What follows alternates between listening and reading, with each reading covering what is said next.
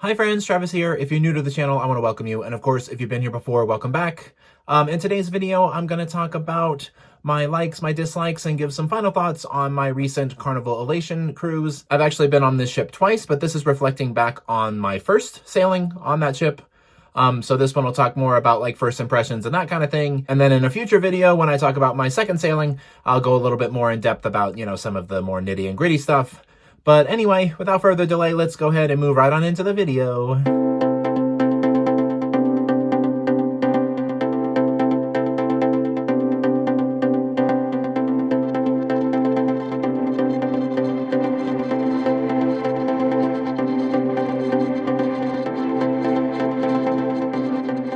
If you've never seen one of these videos on my channel, I like to start with the dislikes so that we can end kind of on a more positive note. So, if you think it starts out overly negative, don't worry.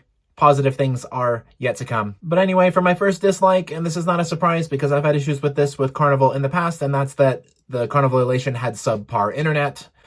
This was one of the worst I've ever experienced on a cruise ship.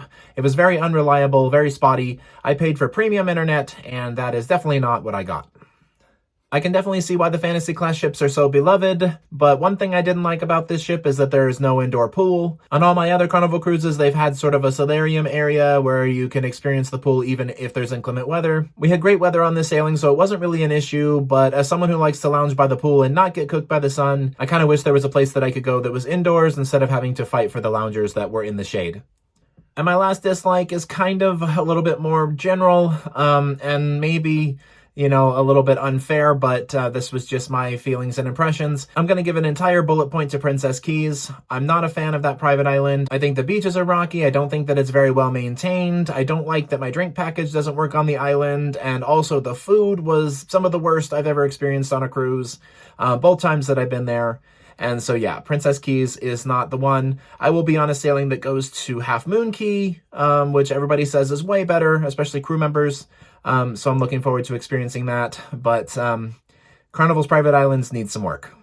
All right, enough of that negative Nancy stuff. Let's talk about the positive, because there was plenty of that. I liked this trip and this sailing a lot more than I thought I would. I booked this cruise in honor of my grandfather. He died about 1 year and 4 months ago or so.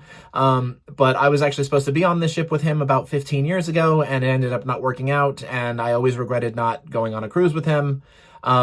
So that part of it was great. I really do feel like I made the most of it and paid good tribute to him. But one thing I noticed right away was that there's a lot of outdoor space on this ship, which surprised me considering how small and old they are. They really maximize the outdoor spaces, the decks, the space by the pool, etc. And I really had a good time just hanging out on the pool deck and the various, upper decks and stuff as well.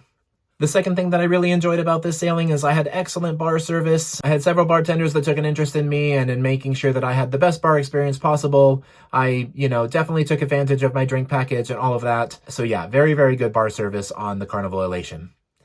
And the third thing that I really liked is we were actually over the double occupancy amount of cruisers for this ship, but somehow it didn't feel overcrowded. They did a good job of distributing guests in a way that felt natural, felt normal. There were only a couple of times where I was like having to wait in line and stuff like that, but overall it was a very easily traversable ship. And overall I never felt like things were overcrowded or too, crazy or anything like that.